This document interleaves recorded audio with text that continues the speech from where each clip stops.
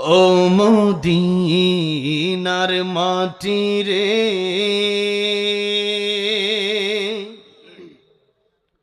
সকল সুখ বুঝি তোর কপালে। ও মদিনা রে,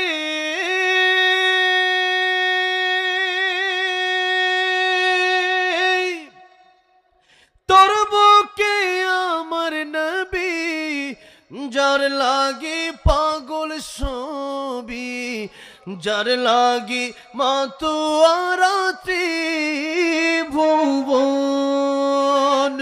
কাঁদি আমি সারাক্ষণে, কখন যাব সেখানে, সহে না আর পরাণে।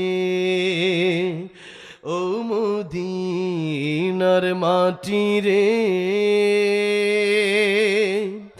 সকল সুখ বুঝি তোর কপালে। আল্লাহ সবাইকে বারবার মক্কা মদিনা যাওয়ার তৌফিক দান করেন। আলহামদুলিল্লাহ, অনেক বড় বড় আলেমের দিনরা এখানে আসতেছেন। আপনারা সবাই যারা দাঁড়ায় আছেন, আস্তে ধীরে ইনশাল্লাহ ভিতরে জান্নাতের বাগানে, এটা প্যান্ডেল হলো জান্নাতের বাগান, এখানে জান্নাতের বাগানে এসে সুন্দরভাবে বসে যান ইনশাআল্লাহ। এক একটা আয়াত বোঝার চেষ্টা করবেন।